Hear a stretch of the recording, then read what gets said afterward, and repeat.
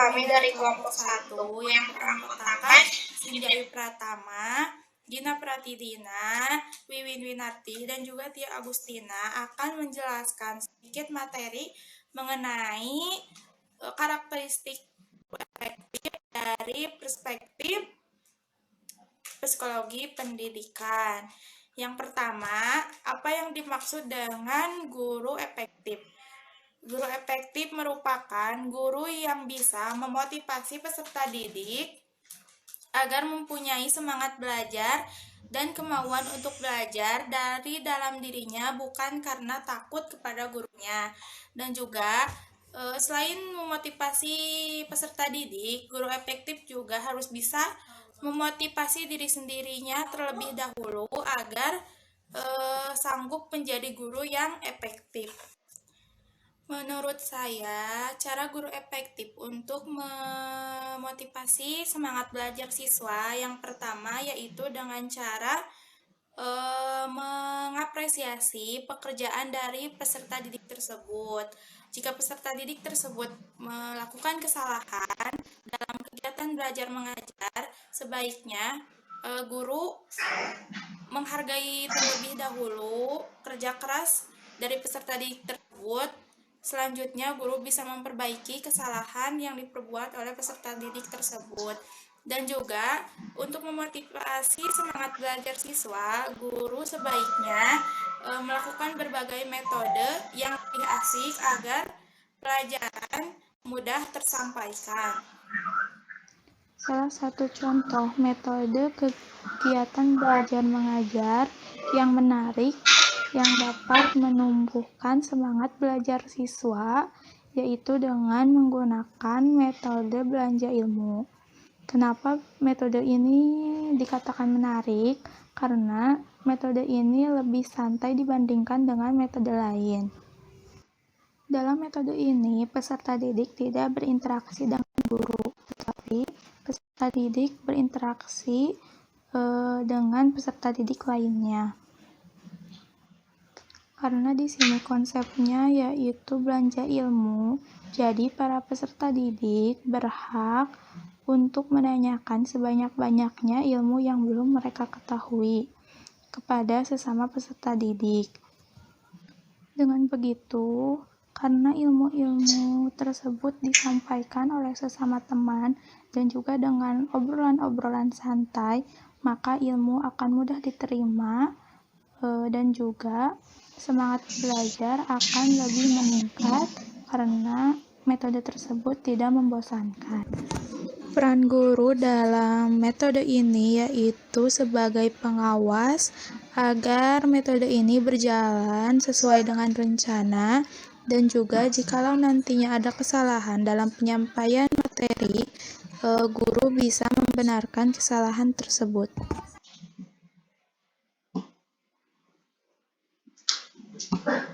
Adapun 7 kebiasaan sebagai guru efektif. Yang pertama, dia harus produktif. Yang kedua, dia akan mempunyai misi dan misi tujuannya. Yang ketiga, dia akan membangun prioritas kehidupannya. Yang keempat, dia akan berusaha memahami orang lain dibandingkan dirinya sendiri. Sebagai guru, kita harus memahami karakteristik setiap orang. Kelima, saling menyenangkan dalam hubungan dengan orang lain. Yang keenam, bersinergi dengan orang lain. Kita harus selalu bisa mengeluarkan atau memberikan aura positivitas kepada orang lain ataupun murid kita. Yang ketujuh, mempengaruhi kehidupan. Kita harus bisa mempengaruhi kehidupan orang lain. Contohnya kita dengan menyemangatinya, dengan menasehatinya.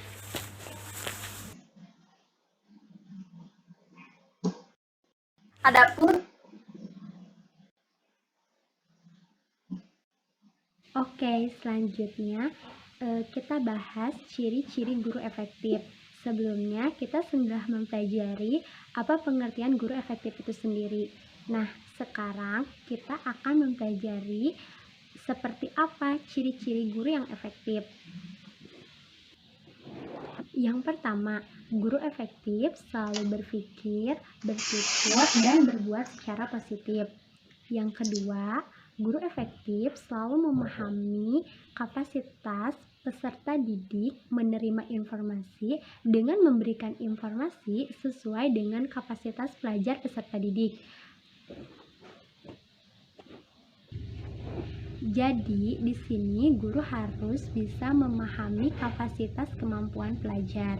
Misalnya, guru yang mengajar sekolah dasar memberikan materi sesuai materi sekolah dasar. Tidak memberikan materi atau informasi tentang sekolah menengah pertama. Dan guru juga tidak boleh menuntut untuk bisa kepada muridnya. Yang penting murid tersebut sudah mau belajar dan berusaha. Sekarang yang ketiga. Yang ketiga, ciri guru dari guru efektif yaitu menjelaskan dan memberikan ilustrasi sebuah konsep secara abstrak maupun dengan contoh yang nyata. Selanjutnya, poin yang keempat, mengajar secara urut dan runtut yang meliputi aspek yang harus diajarkan. Jadi, di sini seorang pengajar harus menjelaskan materi secara detail dan rinci, dan seorang pengajar juga memberikan materi secara urut dan runtut, tidak boleh sesuai keinginannya. Misalnya, gurunya ingin segera materi selanjutnya, sedangkan materi sebelumnya juga belum dipelajari maupun dibahas. Selanjutnya, poin yang kelima dari ciri-ciri efektif. Mengundang pendapat peserta didik dengan pertanyaan yang kritis tetapi bertanya dengan suasana yang rileks. Jadi di sini seorang guru harus memberikan pertanyaan sesuai materi yang sudah dipelajari dan membuat suasana kelas lebih rileks dan santai agar murid bisa mengerti pertanyaan dan menjawab dengan baik dan benar.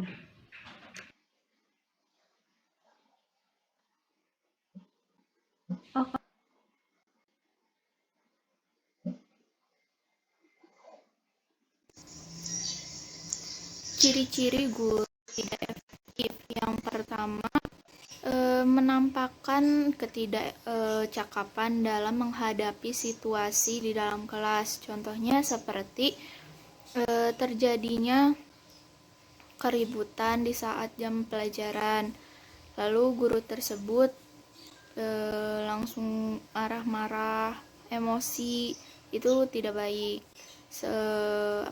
Sebaiknya guru itu bisa menenangkan kembali situasi di dalam kelas agar pembelajaran kembali efektif. Lalu yang kedua, tidak mampu meletakkan hubungan yang baik dengan para siswa. Contohnya seperti di saat jam pelajaran, guru hanya menjalankan kewajibannya seperti memberikan materi, memberikan tugas lalu selesai. Seharusnya guru tidak seperti itu. Harus ada interaksi dengan siswa. Contohnya seperti di saat pembelajaran berlangsung, bisa dilakukan tanya jawab, entah berdiskusi atau apapun lainnya, agar guru dan siswa mempunyai koneksi yang baik dan pembelajaran pun akan semakin mudah ke depannya.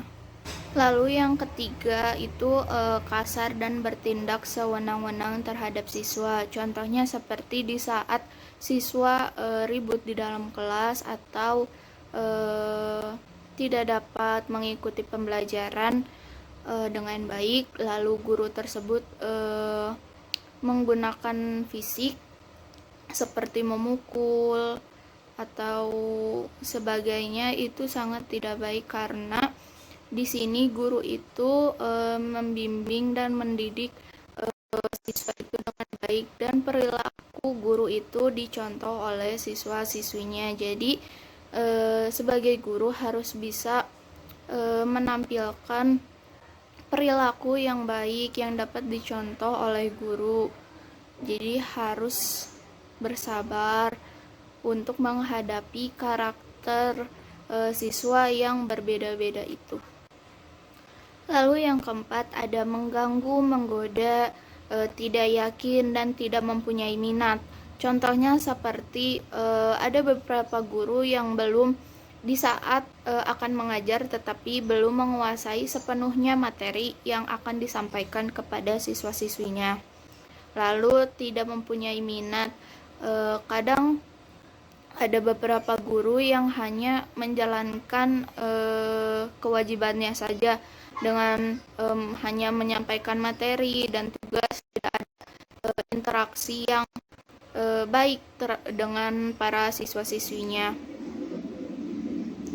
Lalu yang terakhir ada hanya menaruh minat pada kemajuan seorang anak saja. Di sini contohnya seperti guru tersebut hanya berinteraksi kepada siswa-siswi yang aktif di dalam pembelajaran.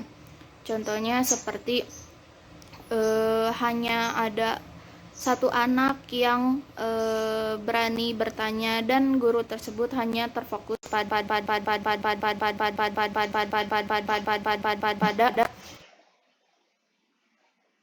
perkembangan anak tersebut. Seharusnya guru tidak seperti itu. Seharusnya guru memperhatikan semua siswa-siswi yang ada di dalam kelas tersebut dan bagaimana caranya siswa-siswi tersebut bisa aktif bertanya dan potensi yang dimiliki oleh siswa-siswi tersebut dapat tersalurkan dengan baik. Jadi tidak boleh hanya melihat atau memprioritaskan pada satu anak saja.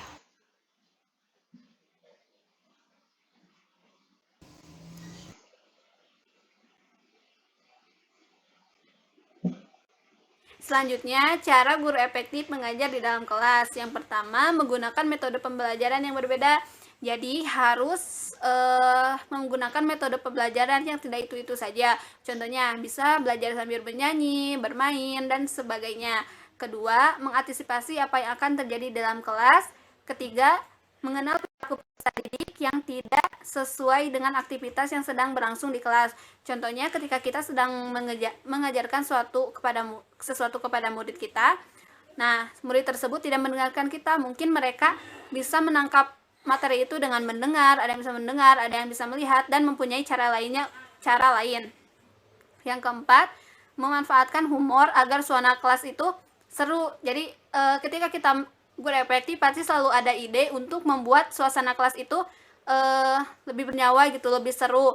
Contohnya ketika kita mengajar kita jangan terlalu fokus, karena terlalu fokus bisa membuat muridnya itu ngantuk, membosankan, dan sebagainya. Kelima, memiliki kepekaan atas kebutuhan peserta didik dan mampu menasehati orang tersebut. Misalnya, ketika ada peserta didik kita yang sedang down, yang malas belajar, kita harus mampu memotivasinya. Karena bukan hanya guru BK yang harus memotivasi murid kita yang sedang bermasalah, namun kita juga sebagai guru efektif kita harusnya mampu untuk menasehati atau menyemangati murid yang sedang istilahnya sedang down gitu.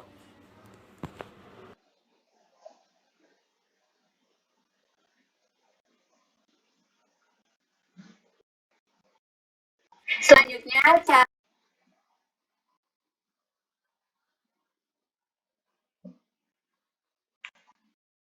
simpulkan, guru efektif adalah guru yang mampu membangun semangat anak-anaknya, memberikan motivasi agar anak-anaknya tetap belajar.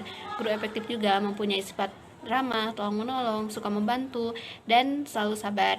Jika anak-anaknya tidak selalu yang memuaskan muridnya, bagaimana muridnya belajar, tidak menuntut muridnya harus begini dan begitu.